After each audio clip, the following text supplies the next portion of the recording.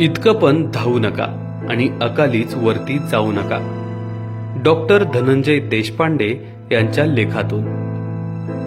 अनेकदा आपण आपल्या कामाला झोकून देऊन इतका वेळ देत असतो की आपल्याजवळ आपल्यासाठीच वेळ उरत नाही आणि मग एक दिवस असा येतो की धावून आपण जे काही कमवलं, बँक बॅलन्स, फ्लॅट, गाडी, ऐश्वर्य, जे काही कमवलं ते पाहण्यासाठी, त्याचा आनंद घेण्यासाठी आपणच जिवंत नसतो.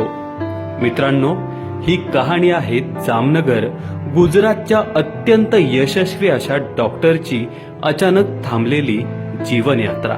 आजवर 16,000 हृदयविकार रुग्णांवर उपचार करून त्यांना जीवनदान मिळवून दिले होते, असे हे डॉक्टर गांधी स्वतः प्रसिद्ध कार्डिओलॉजिस्ट अर्थात हृदयविकार तज्ज्ञ होते. इतकंच नव्हे तर कमी वयात हल्ली अटॅक येत आहेत हे पाहून त्यांनी स्वतः एक मिशन सुरू करून त्याद्वारे सर्वांना जागे करत होते. इतक्या लहान वयात 16,000 ऑपरेशन्स त्यांनी केले, म्हणजे रोज सुमारे 17 ते 18 तास काम करत असणार. तेही हृदयाचे ऑपरेशन्स म्हणजे अत्यंत नाजूक व तितकंच स्ट्रेसफुल काम.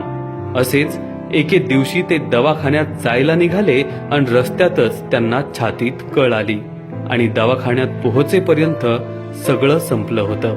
हजारोंचे जीव वाचवणाऱ्याचा जीव मात्र कुणालाच वाचवता आला नाही. इतका त्यांना आलेला तो अटॅक तीव्र होता.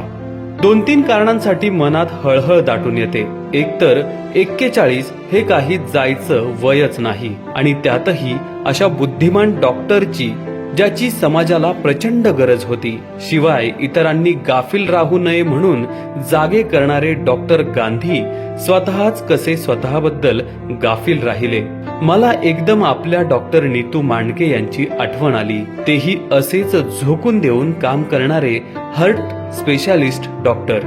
ते तर म्हणायचे की मला आजारी पडायला देखील वेळ नाही, इतकी ऑपरेशन्स पेंडिंग आहेत, वेटिंग लिस्ट मोठी आहे. मात्र तेच अटॅकने तडकाफडकी गेले. कामाचा प्रचंड ताण आणि त्यातून होणारा मानसिक ताण आणि त्यातून मग ओघानेच येणारा अटॅक. वाईट वाटतं खूप अशा वेळी. अर्थात एकेकाळी ऐन 40शीत असताना मलाही अटॅक आलेला.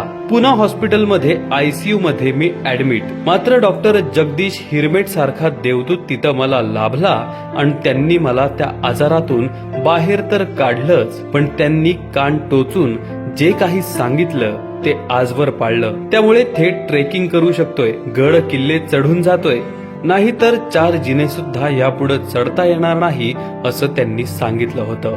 शॉर्ट मध्ये सांगतो, वेळेनुसार जेवण, पुरेसा आहार आणि नो जागरण ही त्रिसूत्र त्यांनी दिलेली, जी आजवर काटेकोर पाळतोय. कितीही अर्जंट काम असलं तरी जेवणाची वेळ कधीच चुकवत नाही आणि झोपेचीही. झोपताना कपभर गार दूध, सकाळी अर्धा तास चालणे, अर्धा तास योगासने, बास इतकंच पुरतं. मनात आलं की सरळ गाडी काढून गोवा, महाबळेश्वर फिरून येतो. मनाला मस्त ठेवलं की जिंदगी पण मस्त मौला होते. 4 लोक काय म्हणतील याला फाट्यावर मारा. ते मनावर घेत बसून ताण घेतला तर तुम्ही फोटोत जाऊन बसाल आणि तेच 4 लोक तुमच्या फोटोला हार घालायला येतील. त्यामुळे फोटोत जायचं नसेल तर ताण घेणे सोडा. मंडळी, स्वतःला कामात इतकं पण झोकून देऊ नका की तुम्ही कोणत्याच कामाचे राहणार नाही किंवा मग राहणारच नाही. स्वतःवर इतका अन्याय करू नका.